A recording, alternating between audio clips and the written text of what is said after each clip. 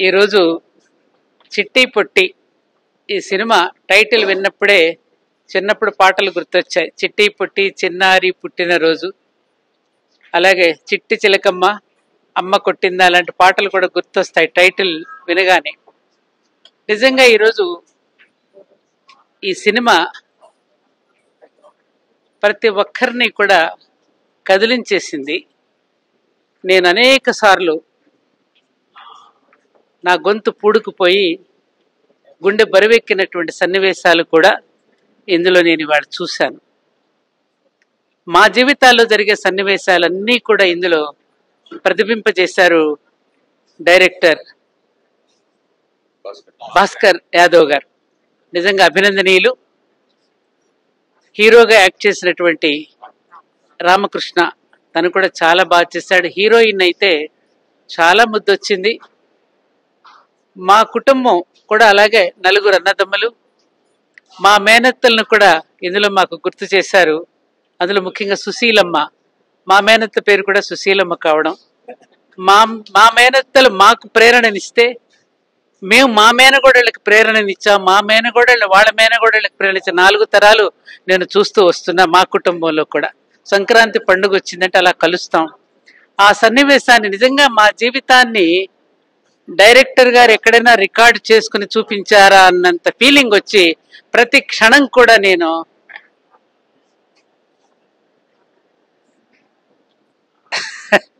కళ్ళు చెమర్చని సన్నివేశం లేదు. నేను వివాహం చేసుకున్న అత్తగారింటికి పయనమైనప్పుడు కూడా పువ్వును తాకి మనిషిని తాకి ఎన్ని గంటలు ఏడ్చాను. ఆ సన్నివేశం మొత్తం డైరెక్టర్ గారు తెరకెక్కించారు. చాలా చాలా సంతోషంగా ఉంది.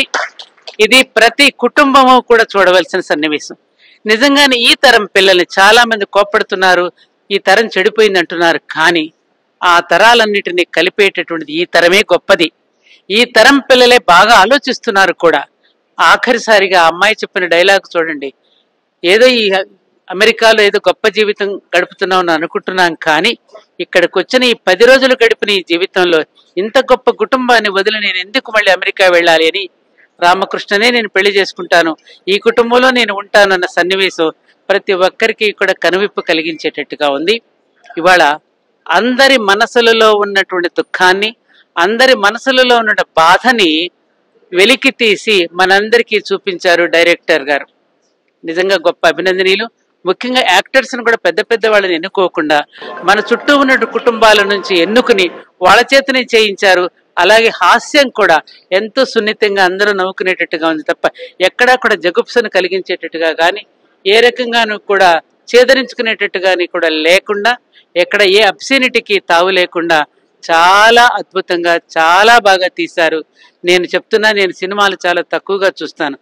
బలగం సినిమా చూడండి ఎంత అద్భుతంగా అయిందో. ఆ బలగం సినిమా కంటే కూడా ఇది ఎక్కువగా దానితో పాటుగా అందరి చేత కూడా ఆదరింపబడుతుంది. ఆబాల గోపాలము కూడా చూసి మురిసిపోయే సినిమా ఇది. తప్పకుండా చూడండి. ఎవరు కూడా వదిలిపెట్టకుండా కుటుంబ సమేతంగా వెళ్ళి చూస్తే ఆత్మీయ అనుబంధాలు ఏమిటో, రక్త సంబంధాలంటే ఏమిటో, భవబంధాలంటే ఏమిటో మనందరికీ అర్థమయ్యే సినిమా. ఎలా అంటే ఆనాడు మన విశ్వనాథ్ గారు సినిమా తీసినప్పుడు ఒక ఎడారిలో ఒయాసిస్లా కనిపించింది ఒక శంకరాభరణం సినిమా.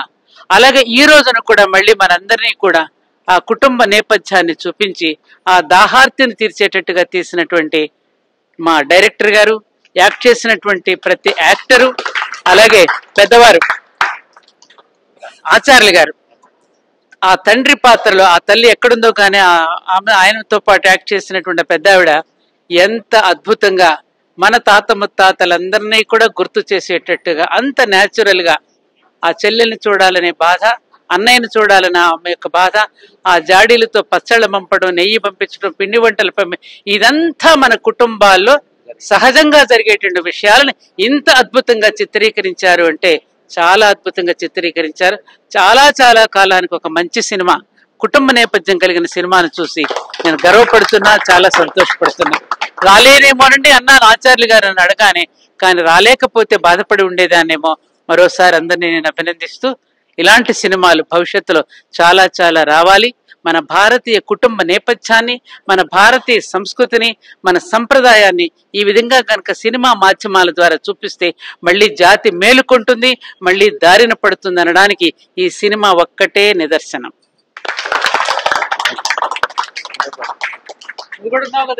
మా సత్యం 24 ఫ్రేమ్స్ ఛానల్ని సబ్స్క్రైబ్ చేసుకుని బెల్ ఐకాన్ని యాక్టివేట్ చేసి లైక్ చేయగలరు, షేర్ చేయగలరు.